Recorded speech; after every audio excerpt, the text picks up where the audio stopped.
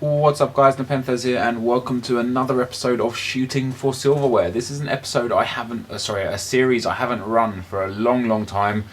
Really not had the time to do it and whatnot, but I couldn't not give this Irish Cup a chance. So I paid about 12,000 to 15,000 coins roughly for this team.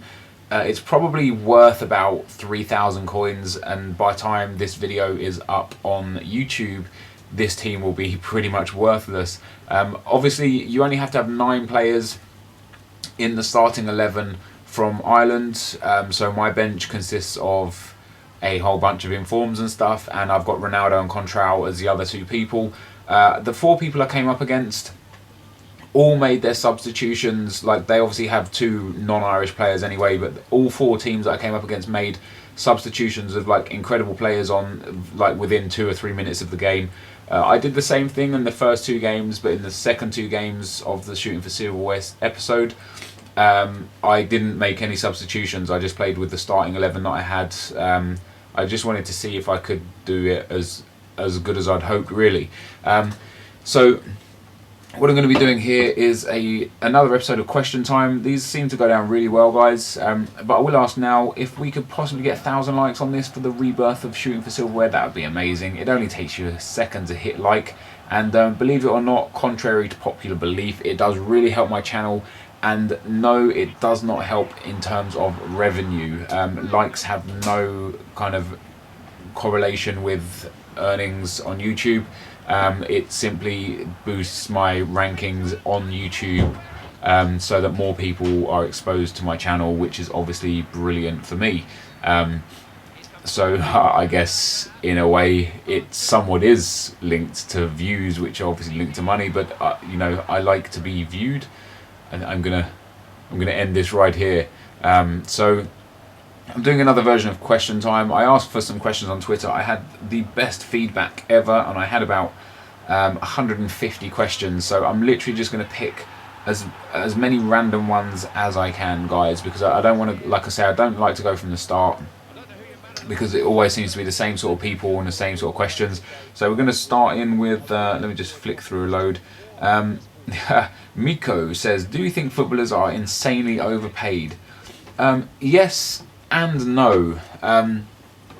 Yes, I think footballers are overpaid because, Jesus Christ, like, if you imagine some of the highest paid footballers in the world, 200,000 a week, like, you know, in retrospect, guys, they earn in a week what your average UK household earns in like 6 years or 7 years, and they pick it up in a week.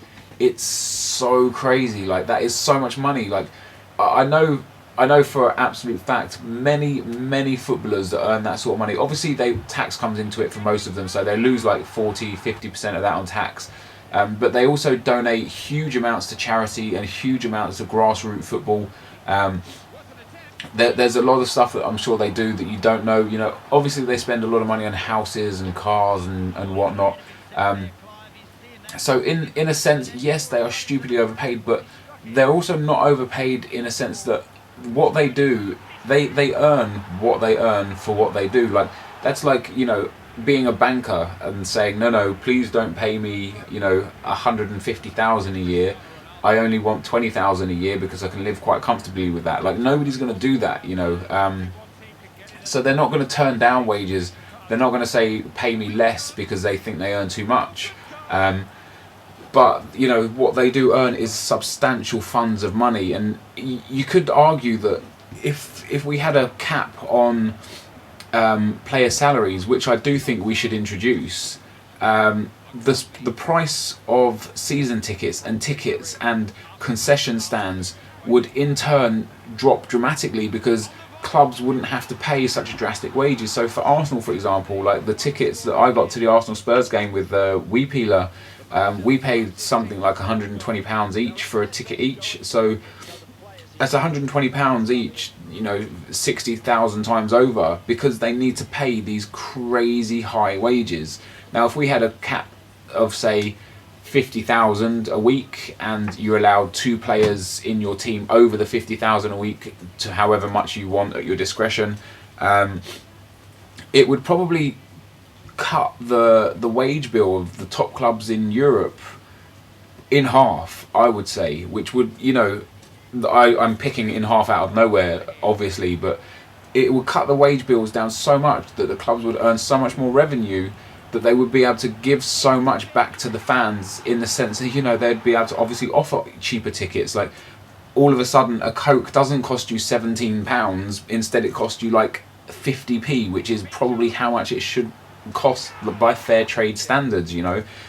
So it's just all relative, you know. Like, the price of players is high, the wages comes along high with that, agent fees, like people again don't understand. Like, I mean, I'm sure a lot of people actually do understand, but like, let's say Rooney's transfer to United for £30 million, his agent would have got 10% of that, so £3 million would have gone to his agent.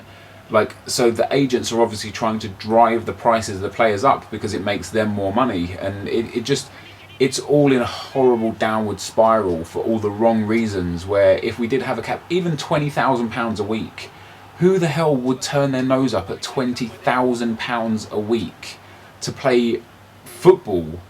You know, like, it's football. Like, I understand what they do is amazing, and some footballers are incredible and they work hard and they train hard, but £20,000 a week is still a hell of a lot of money. You could offer any single one of you guys that's listening to my video right now, if I offered you 20 grand a week to go and play football every week, you'd bite my hand off. I know you would. I would do the same. So it's just all relative with today's world, and I do feel like EA have nothing to do with it. I do feel like FIFA should really, and probably are, but they should really look into how to justify what players earn, because it's extortionate. That's only one question, and we're like 2/3 of the way through this video. However, we will go for the next question, and Ash Dyer says, "Will you marry me?" I'm afraid, dude, I will not marry you. We've got Rob White, says 30-yard free kick or 30-yard long shot. It would depend on the style. If you're looking at a driven free kick, like a drilled free kick, I'll probably take that over anything. If you're looking at a curled free kick, probably not, because they're real simple to do. But it's the same as long shots. Like, long shots, they're very scripted, you know. As long as you've got a player with good long shot attributes and give him some space in the middle of the field, you can score long shots all day long.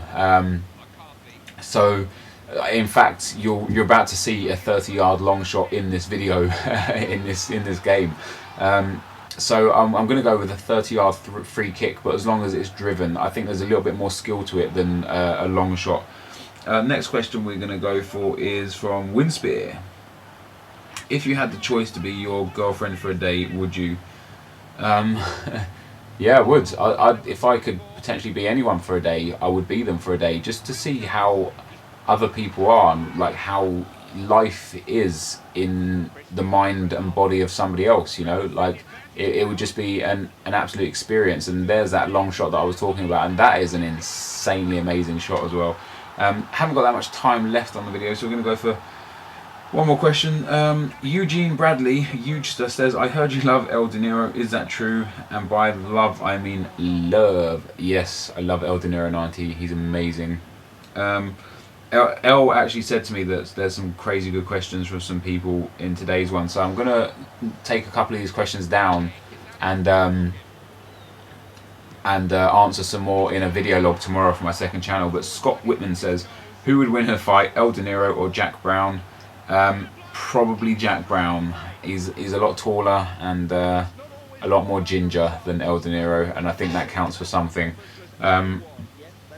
Next question is, we'll skip a few through. Darren Connolly says, do you watch Fearcrad's videos?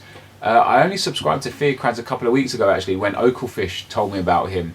But his content's like insanely good, and I actually met him a couple of days ago. He came to my pub with a few other people, Spongy Mophead, Jack Swaggosaurus, Oakelfish himself, and a guy called Ghost. I don't actually know the dude's YouTube channel. He's not a big channel, but yeah, I met Fearcrads, and he's an absolute legend. Like, he's as safe as houses.